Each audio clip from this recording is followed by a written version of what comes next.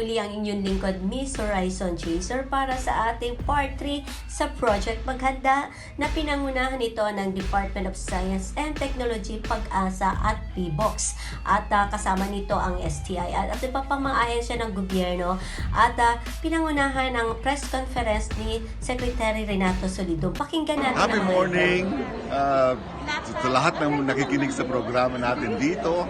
Nagpapasalamat ako on behalf of DOST, Science and Technology Information Institute, at lahat ng bumubuo ng Project Maghanda. Salamat sa inyong pagtangkilik at pagsuporta sa programang ito.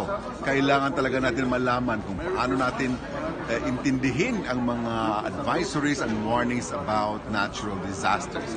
Ang ibig po sabihin yan, mas marami po tayong buhay na maililigtas, mga properties na maililigtas, kung tama po ang pagkaintindi natin ng mga advisories mula sa PHIVOLCS at saka PAGASA.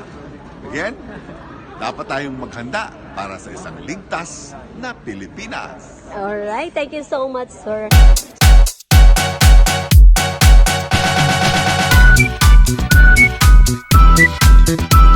Ano po yung plano pa lang na dapat po matupad mula sa DILG, sa STII, kay Secretary, and DOST, PHIVOLCS, and PAGASA na dapat po na mapondahan po ng gobyerno.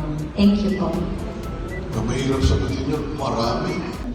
Gusto ko lang pong malaman, ano bang inyong expectation? Ano ba yung mga consider natin? Is there a normal agreement with the recipients of training?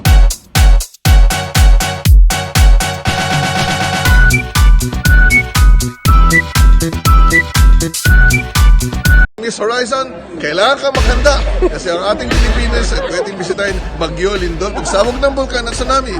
Maghanda ka at palitin ng mga mahal sa buhay at isama mo na yung mga listeners. Morning, Miss Horizon, ito sa ating project Maghanda. Morning, Miss Horizon Chaser. Well, Happy morning! And making sure that the warnings, the advices are understood by the local government so that appropriate responses are elicited out of the warning. In the definition of an early warning system, there are four major components: systems, earthquakes, volcanic eruptions, and others. But more importantly, both the LGUs and the residents, and that would include everyone, we also need to understand what hazards will affect our own places, where we stay, where we work, or wherever we are. So that when the warning is given, we don't only know the trigger, but most importantly, whether we will be affected by the specific hazard associated with either the weather or the meteorological or geological phenomena. The third aspect is the warning. And warning is not simply telling people that there will be a tropical cyclone, but more importantly, what the tropical cyclone will bring. So essentially, we should not only know about the weather, what it will be, but most importantly, what the weather will do to us. Or when there's an earthquake, what will happen? So given all of this, then the warning and information given must have a corresponding action. Either the information is for people to be informed, or more importantly, the people should take an appropriate response to disaster risk reduction management. And in particular, when it comes to science communication, we have another institute called the Science and Technology Information Institute, headed by Director Piscos, where they actually provide a big support to many agencies, including PHIVOLCS and PAGASA. So the three organizations, PHIVOLCS, PAGASA, and STII, convened to develop a project. As in 2014, we also have a very similar project. We named it as Iba na ang Panahon Seminar Series, where we actually went to all regions of the Philippines. I myself went to all regional events But the big difference now is that we will just focus on what PAGASA and PHIVOLCS are providing.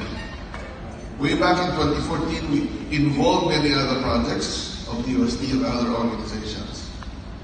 Key to the success of the project, which we later called Project MAGHANDA, is the participation and leadership of the Department of Interior and Local Government. So with the development of the project, we talked to DILG and they fully supported us. And here we are in the closing ceremony and press conference to inform you what happened and perhaps what will be our sustainability plan to make sure that we are regularly informing the local government units and the public on new initiatives, new things that we have in the pipeline or even new things in our operation system. So marami pong pwedeng i-share. And lastly, napaka-importante po that the local government units and of course with the assistance of the media need to be properly trained and hopefully a very high percentage of our local government units will participate. So yun po yung aim namin because pagtupin na po natin, ang ating bansa ay isang lugar na madalas bisitahin ng mga bagyo, malalakas na ulan, lindol, vulkan, pagsabog ng vulkan, tsunami. So wala po tayo masyadong choice. But our choice is that we can do something to reduce the impact of these hazards. Hindi tayo mamatay, hindi tayo masulatan. And to do this, we need to work together. DOST provides you the scientific and technical guidance through warning, through mitigation and preparedness, through the tools that we have developed and shared to you in the project. Of course, in collaboration with all of you, both the government, the local governments, and the people. So, on behalf of the project team, which is led by PAGASA, participated by PHIVOLCS and STII and DILG, maraming pong salamat sa inyong pagdalo, and hopefully, you'll bring the information you learn to your towns, to your cities, to your barangays, so that people will be ready at handa po sila sa susunod na mga posibleng pangyayari sa kanilang mga buwan. Maraming po salamat sa inyo. Sa amin dito, hindi ko alam kung paano na-conceptualize ang Project Maghanda. Baka po hindi po nila alam kung paano po ito umusbong between the PAGASA and now the mga local government unit po natin. And then, ano po ba yung mga ikinonsidera natin? Para lang po sa paggawa ng storya, sa pag-broadcast, o sa ano pa mga plataforma na ihahayag po itong ating ginagawa ay mas malino po. Thank you po. Hindi ko po ito. Thank you. Nag-keep. Palakakan natin si Diaz na secretary. Hindi ko na. Kasi way back in 2019, we really felt that we needed to do a repeat a regional seminar. Ang nangyari kasi ay marami ng pagbabago. The biggest change in PAGASA, if you notice, is before, ang masasabi yung bagyo, ganito, dadaan sa ganito, maraming ulan, nasa hangin. So ito yung ulat ng panahon. Pero ngayon, binabanggit nila, anong mangyayari ba? Mahaba? Magla-landslide ba? At meron pa silang tinatawag na impact-based forecasting na pag natuloy po yun na maging national, eh mapapanggit kung ano mangyayari sa bawat bayan. No? Sa PHIVOLCS naman, kung matatandaan nyo, 2014, nag-develop ang PHIVOLCS ng GeoRisk Philippines Project kasama ang PAGASA, NGO, CDN, and RIA. At naging directive ng ating Pangulo in a cabinet meeting na gamitin ito ng national local government. Na-develop din ang PHIVOLCS in 2016 yung fault finder, sa GeoRisk yung hazard hunter, geoanalytics, geomapper. Kaya kailangan daanan ulit kasi marami na rin pagbabago.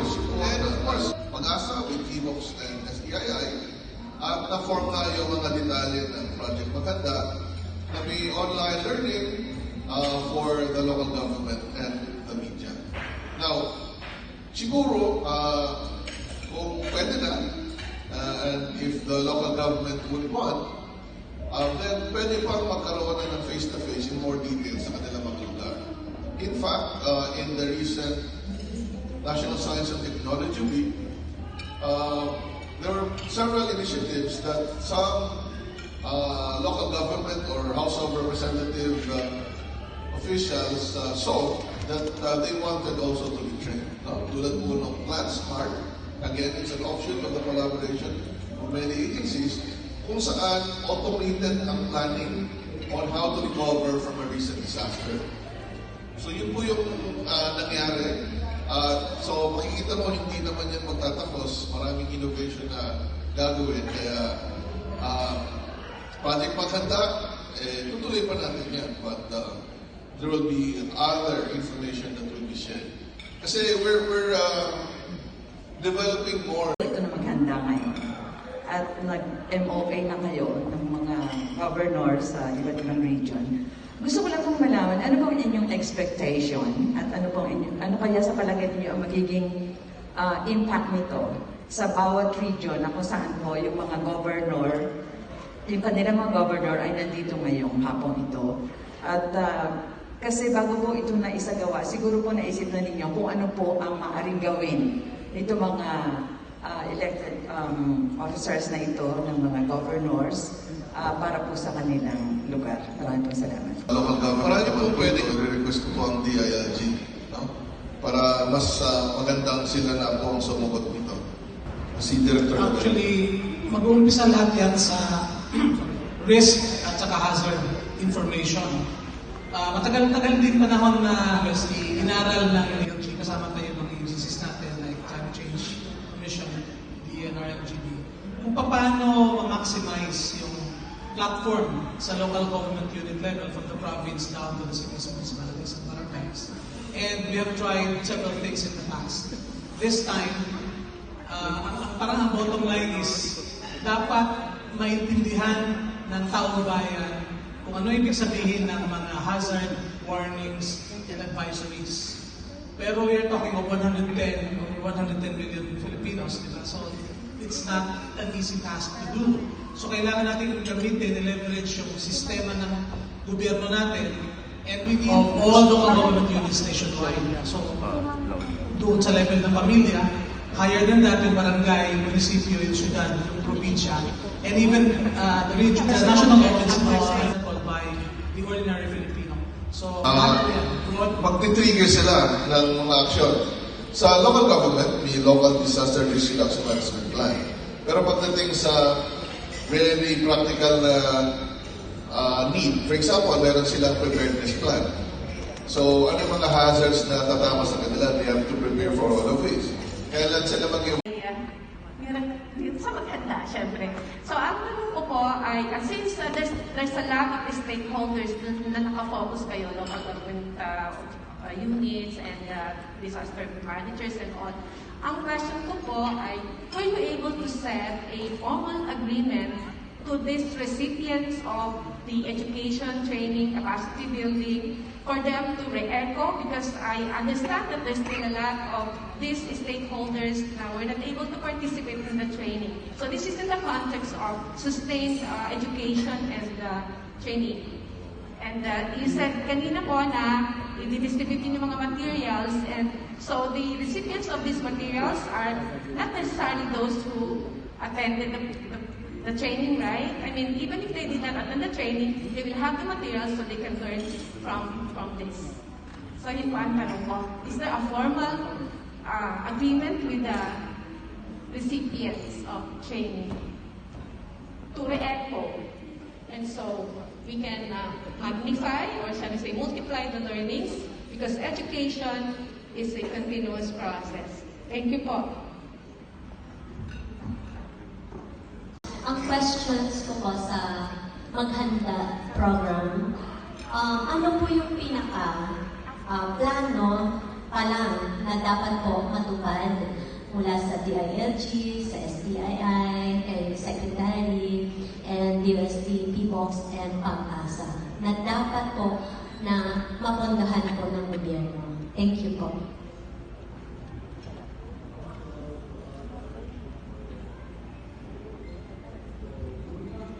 Mahirap sagutin yun. Marami. Paki-specify. Yung kung ano lang, Seth, yung pinaka-pangunahin na dapat po na maisakatuparan na yung plano. Plano pa lang, yung plano na dapat pong matupad na or magawa na po na mahalagang-mahalaga sa ngayon para sa programang Maghanda. Thank you. Sa LGU level yan, kailangan natin supportahan. Miss Horizon, kailangan ka maghanda kasi ang ating Pilipinas ay pwedeng bisitahin Bagyo, Lindol, pagsabog ng bulkan at tsunami. Maghanda ka at patitinan ng mga mahal sa buhay at isama mo na yung mga listeners. Good morning, Miss Horizon, ito sa ating project Maghanda. Good morning, Miss Horizon Chaser. Well, Happy morning! Alright, ulitin natin ang sinabi ni Director Burgos. Dapat tayong maghanda para sa isang ligtas na Pilipinas. Ang ganda ng sinabi niya. Halos lahat naman ng ating mga government official ay talagang iisa lamang ang kanilang layunin na tayo'y maligtas at inaalala yung ating mga kabuhayan at ang ating buhay. Kaya ayon nga kay Sec. Renato Solidum ay we did to work together. So, yung DOST ay handang magbigay ng mga scientific technical guidance, mga warnings, and kung paano tayo makapaghanda, mga kagamitan, at kung ano pang i-develop para lamang ma-share itong proyekto na ito at makarating pa sa mga liblib na lugar. Kaya itong ating mga LGUs, ika nga na siyang mahalaga dahil sila yung nakakaabot dun sa ating mga kababayan sa mga liblib na lugar. So, tamang impormasyon at para po ay tuluyang maligtas ang mga nasa front ng etong mga kalamidad. Alright. So, mga kasama nating mamamahayag ay ganun din. Muli ang inyong lingkod, Miss Horizon Chaser. I love you all.